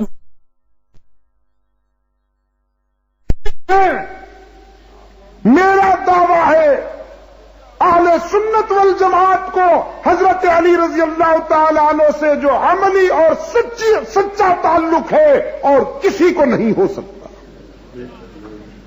حضرت حسین رضی اللہ تعالی عنہ سے بھی جو عقیدت اور محبت اہل سنت و جماعت کو ہے، فرق یہ ہے کہ سنی حسین فروش نہیں، سنی علی فروش نہیں، سنی علی کا غلام ہے، الحمدللہ شکر۔ لیکن اس کے معنی یہ تو نہیں کہ جس سے محبت ہو اس کا نام اذان میں لیا جائے۔ میں نے ان سے کہا کہ اگر محبت کا معیار یہی ہے تو پھر تمہیں محبت حضرت حسین سے بھی تو ہے، ایک جملہ اذان میں حضرت حسین کے نام کا آنا چاہیے۔ پھر تمہیں محبت حضرت حسن سے بھی تو ہے، ایک جملہ اذان میں حضرت حسن کا آنا چاہیے۔ تمہیں محبت حضرت سیدہ فاطمہ سے بھی تو ہے نا۔ چلیے زینب رقیہ ام کلثوم کو تو آپ نے نہ مانا، لیکن حسنین کی مادر محترمہ حضرت سیدہ فاطمہ رضی اللہ عنہا کو تو تم مانتے ہو، اور بے شک تمہیں محبت بھی ہے، پھر ایک جملہ حضرت فاطمہ کے نام کا آنا چاہیے۔ اذان میں ایک جملہ حضرت علی اصغر زین العابدین کا آنا چاہیے، ایک جملہ اذان میں حضرت عباس کے نام کا آنا چاہیے چونکہ اس سے بھی محبت ہے، ایک جملہ اذان میں حضرت حسن عسکری کا، ایک جملہ اذان میں حضرت نقی کا، ایک جملہ اذان میں حضرت تقی کا، حسن عسکری کا، مہدی کا، یہ سب شامل ہونے چاہیے۔ جن جن سے محبت ہے سب کے نام کا ایک جملہ اذان میں شامل کرتے جاؤ۔ انشاءاللہ صبح سے اذان شروع کرو، شام تک اذان ہی ختم نہیں ہوگی۔ جب سے لاؤڈ سپیکر آیا اس نے یہ مصیبتیں ہمارے سر پہ مسلط کر. دوسرا ان کا اٹھا بھائی، انہوں نے علی کے نام پر اذان میں نقب لگائی، اس نے نبی کے نام پہ اذان میں نقب لگائی. اس نے جناب اذان سے پہلے وہ سر لگاتا ہے. پوچھو بھائی تم کہاں سے؟ یہ دیکھو رسول اللہ کو نہیں مانتے، جلتے ہیں، رسول اللہ کا نام نہیں لینے دیتے. آپ سے میں پوچھتا ہوں اذان میں حضور کا نام ہے یا نہیں؟ جواب ڈھیلا ہے آپ کا. مجھے افسوس ہے. اذان میں حضور کا نام ہے یا حضور کے منصب کا بھی ذکر ہے؟ اشہد ان محمد رسول اللہ، اس میں گرامی بھی ہے، حضور کا منصب بھی ہے. تو نام تو اذان میں جب تک حضور کے اسم گرامی اور حضور کے منصب کا اعلان نہ کیا جائے اذان مکمل ہی نہیں ہوتی. ٹھیک ہے کہ نہیں؟ تو پھر یہ کیوں کہتے ہیں کہ صاحب ہم تو حضور کا نام لیتے ہیں؟ اگر نیت صاف ہے، اگر نیت میں فطور نہیں اور امت میں تفریق پیدا کرنے اور امت کے گھروں میں فساد کی آگ لگانا مقصود نہیں، تو پھر اذان جو آج مسجد نبوی کے میناروں سے بلند ہو رہی ہے وہی ہے اذان بلالی. قیامت تک وہی اذان چلنی چاہیے. نبی کے نام پر تعریف کرنے والے اور امت میں تفریق کرنے والے اس کا کوئی جواب قیامت تک نہیں دے سکتے کہ ہم حضور کا نام لینے کے لیے صلاۃ و سلام پڑھتے ہیں. ارے نام تو حضور کا اذان میں پہلے سے موجود ہے. لہذا یہ محبت نہیں ہے، اصل میں امت کو آپس میں لڑانے کا پروگرام ہے کہ تم انوکھی آواز اٹھاؤ. یہ کہیں گے کہ تم نے یہ بھی صلاۃ و سلام اذان سے پہلے کیوں پڑھتے ہو؟ تو ہم کہیں گے دیکھا نبی سے جلتے ہیں، یہ گستاخ ہے، نبی کا نام نہیں لینے دیتے. لیکن ان سنگ دلوں سے کون پوچھے کہ نبی کا نام لینا ہی صرف دین نہیں ہے بلکہ نبی کی اطاعت اور سنت کے مطابق لینا ہی اصل دین ہے. حضرت فاروق اعظم کا بیٹا حضرت عبداللہ بن عمر رضی اللہ تعالی عنہما ایک مسجد میں آئے ہیں نماز پڑھنے کے لیے. ایک آدمی کو چھینک آئی، وہ کہنے لگا چھینک کے جواب میں الحمدللہ والسلام علی رسول اللہ. اب جو اس نے الحمدللہ اور والسلام علی رسول اللہ کہا تو حضرت عبداللہ بن عمر نے اس کی طرف غور سے دیکھا. کہنے لگا یہ الحمدللہ کے آگے تم نے کیا کہا؟ وہ کہنے لگا میں نے کہا والسلام علی رسول اللہ، حضور پر سلام بھیجا. کہنے لگا یہ سنت کے خلاف. حضور اکرم صلی اللہ علیہ وسلم نے چھینک کے جواب میں الحمدللہ کہا اور کہنے کا حکم فرمایا. اپنے زمانے میں بھی صحابہ کرام سے یہی کہا اور کہلوایا. اب تم نے اگرچہ والسلام علی رسول اللہ جملہ تو اچھا ہے لیکن چونکہ حضور کی سنت کے خلاف ہے اس لیے میں برداشت نہیں کروں گا. اپنے ساتھی سے کہنے لگے اٹھو اس مسجد سے، ہم اس جگہ نماز نہیں پڑھیں گے جہاں حضور کی سنتوں کے خلاف عمل ہو رہا. ایک معمولی سے واقعے سے آپ اس سے اندازہ کر سکتے ہیں کہ یاران پیغمبر نے اپنے آقا کی اطاعت میں اور حضور اکرم صلی اللہ علیہ وسلم کے بتائے ہوئے راستہ پر چلنے میں استقامت کا کس حد تک مظاہرہ کیا کہ معمولی سی ذرا سی بات میں بھی تبدیلی برداشت نہیں کی. اللہ تعالی ہمیں توفیق عطا فرمائے کہ ہم حضور اکرم صلی اللہ علیہ وسلم کی سنت طیبہ اور آپ کی سیرت طیبہ کو معیار بنائیں. تو میں یاد کر رہا تھا کہ رب کائنات نے فرمایا ثم جاءکم رسول،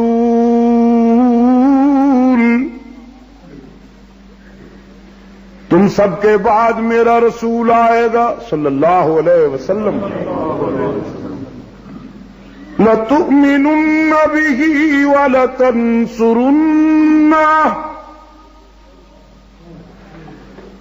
دنیا میں جانے سے پہلے یہاں وعدہ کرو کہ اس کی رسالت پر ایمان بھی لاؤ گے، تعاون بھی کرو گے. قال اقررتم واخذتم على ذلكم اسری. رب العالمین نے انبیاء سے پوچھا یہ وعدہ کرتے ہو یا نہیں؟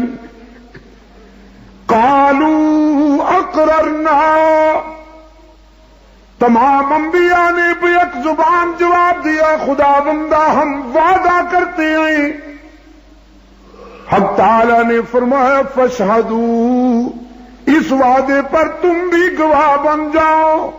وَأَنَا مَعَكُمْ مِنَ الشَّاهِدِينَ،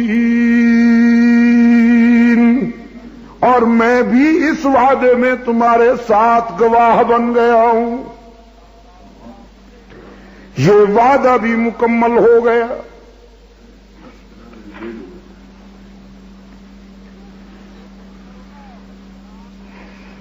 انبیاء علیہ الصلوۃ والسلام کی ارواح میں حضرت ابراہیم علیہ السلام کی روح بھی تو موجود ہے نا.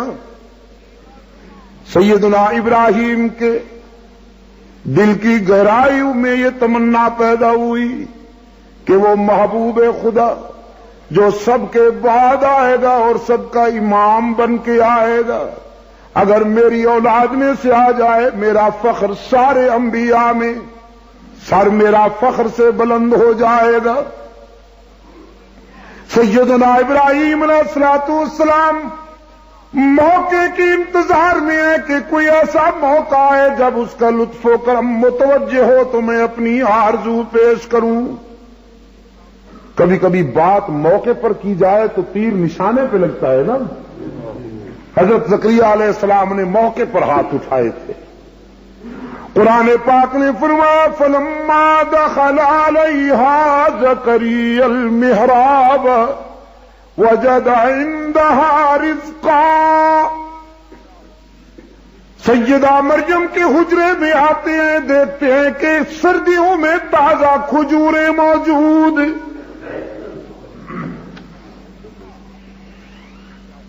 قال یا مریم انّا لک ھذا. حضرت زکریا فرماتے ہیں بیٹی مریم یہ کہاں سے آ گئے، اس کا تو موسم نہیں. سیدہ مریم نعرہ لگاتی ہیں ہوا من عند اللہ. صدقے جاؤں یہ اسی کا احسان ہے. وہ مریم تھی، اس دور کی بیمار عورت نہیں تھی کہ پیر جی ساریاں تہاڈیاں مہربانیاں دی بات.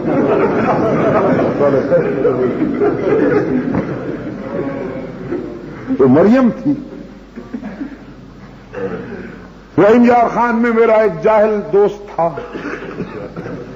مجھ سے اس نے کہا شاہ صاحب تعویذ لکھ کے دے دو، کئی سال ہوئے بیٹا نہیں ہوتا، بال سفید آ گئے ہیں. میں نے سوچا اگر میں نہیں لکھ دیتا ہوں تو یہ کسی کاروباری کے ہاں پھنسے گا.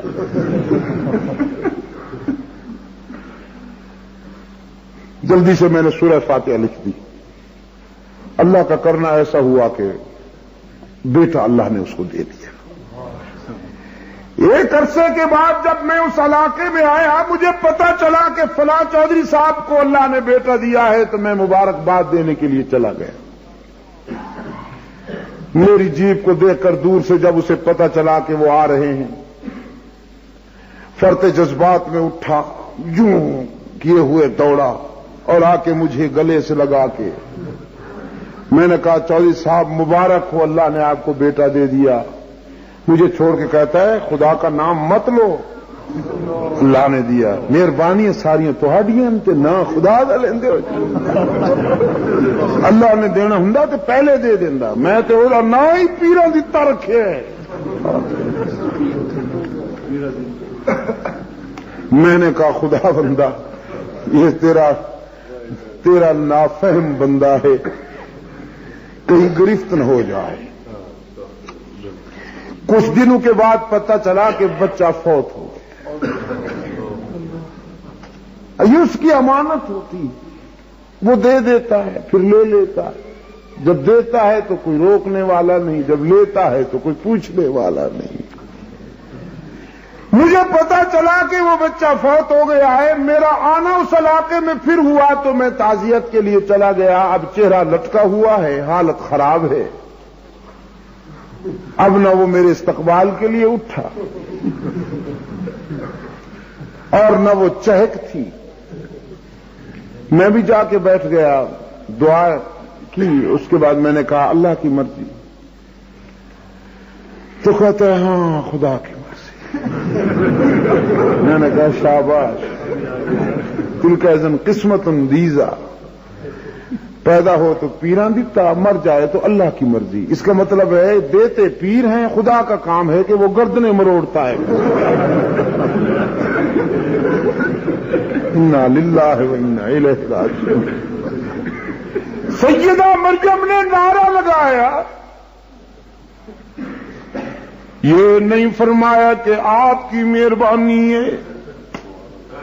حضرت زکریا اللہ کے پیغمبر ہے نا, لیکن مریم نے یہ نہیں فرمایا کہ ہی من عندک, یہ آپ کے کرم سے ہے.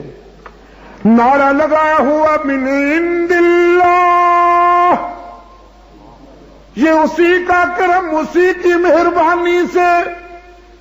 حضرت زکریا علیہ السلام سوچتے ہیں وہ دیتا تو ضرور ہے لیکن اس کے ضابطے ہیں, کچھ اصول ہیں, موسم کے مطابق دیتا ہے. یہ کھجوروں کا موسم نہیں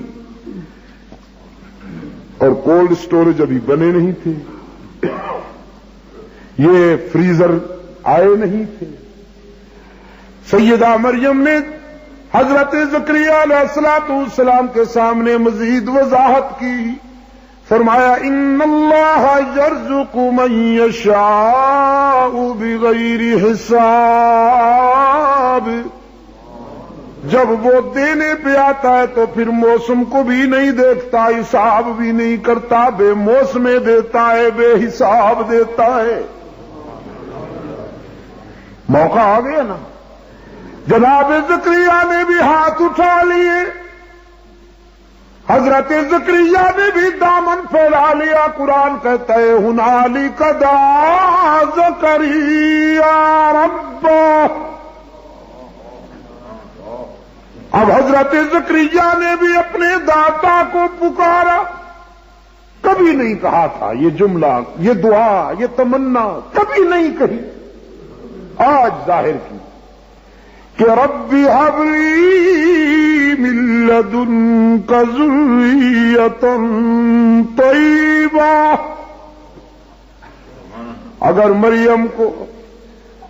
مریم کو بے موسمی کھجور, بے موسم فروٹ پہنچا سکتا ہے تو اپنے بوڑھے زکریا کو بیٹا بھی عطا کر.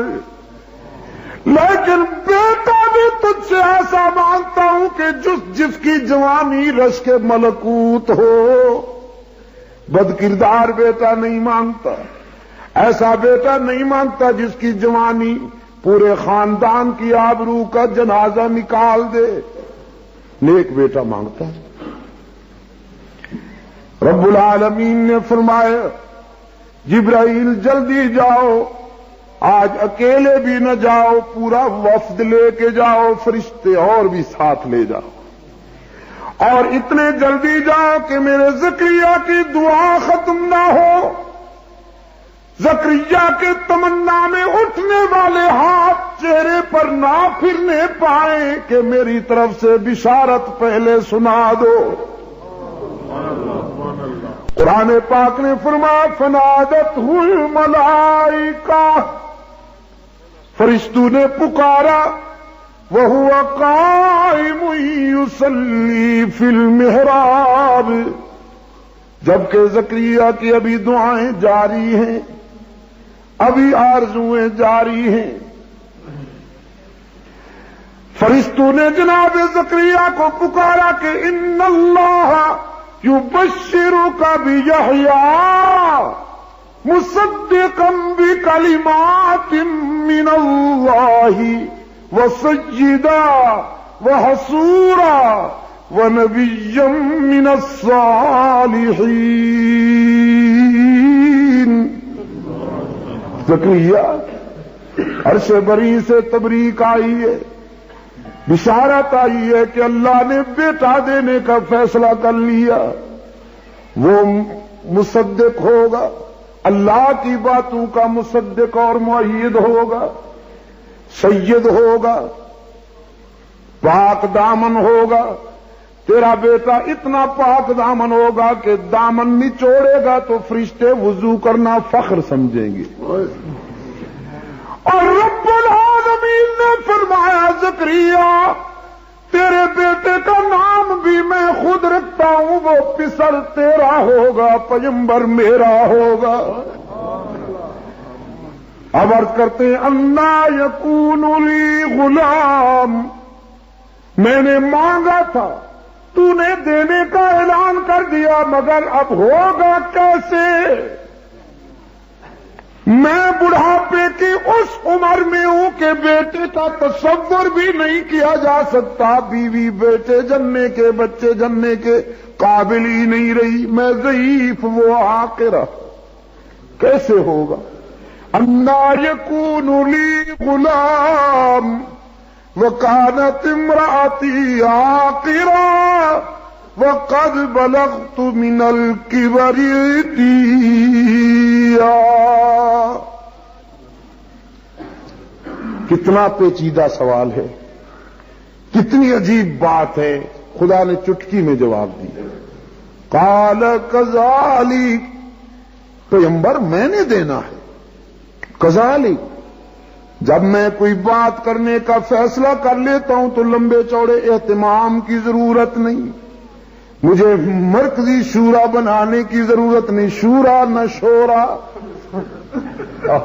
مجھے اس کی ضرورت نہیں ہے، نہ مجھے ایڈوائزنگ کمیٹی چاہیے، نہ مجھے وزیر چاہیے۔ میں جب کوئی فیصلہ کرتا ہوں تو اہتمام نہیں چاہیے، اذا اراد شیئا ان یقول له کن فیکون۔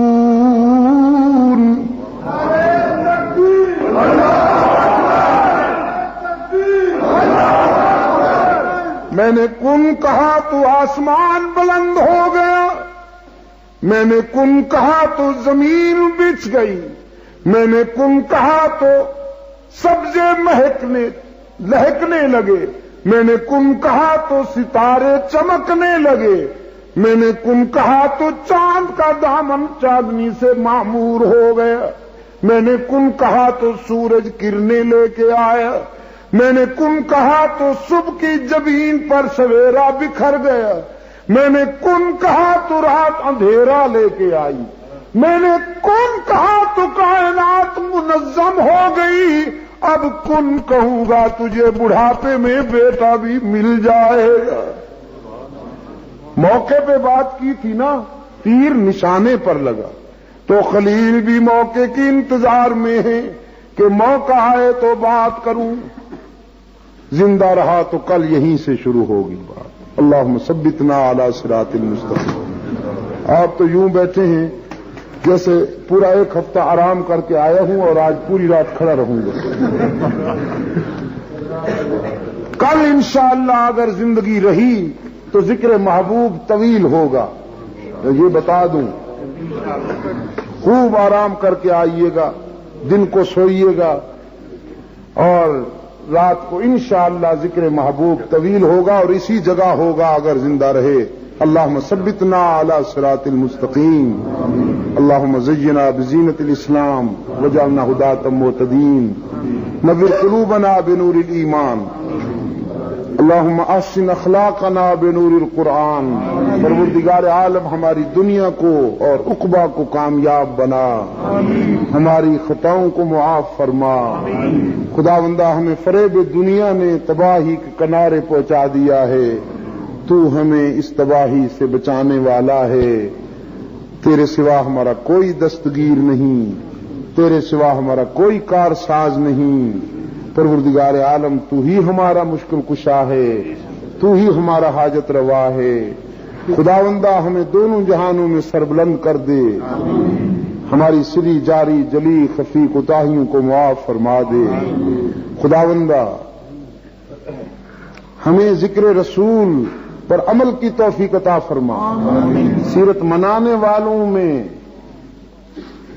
بلکہ اس سے زیادہ سیرت رسول کو اپنانے والوں میں شامل فرما، اس لیے کہ رسول کی سیرت منانے کی چیز نہیں ہے، اپنانے کی چیز ہے۔ دوستو، خداوندہ ہماری جبین کو اپنے در کے سجدوں سے آباد کر دے، ہمارے دل کو اپنے محبوب کی محبت سے، صحابہ کرام، اہل بیت، تابعین، ائمہ اور اولیاء دین، شہداء صالحین کی عملی محبت سے ہمارے دل کی دنیا کو آباد کر دے، جو تیرے دوست ہیں ان سے قریب کر دے، جو تجھ سے دور ہیں ان سے دور رہنے کی جرأت عطا فرما۔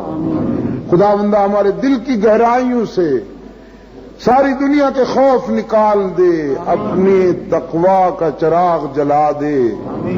خداوندہ ہمیں اسلاف کے ساتھ عملی نسبت عطا فرما، پاکستان کو امن و سلامتی کا گہوارہ بنا، قرآن و سنت کے آئین سے اس کو امن و سلامتی کا گہوارہ بنا، دور خلافت راشدہ کے احیاء کے لیے ہمیں اپنا فرض ادا کرنے کی توفیق عطا فرما۔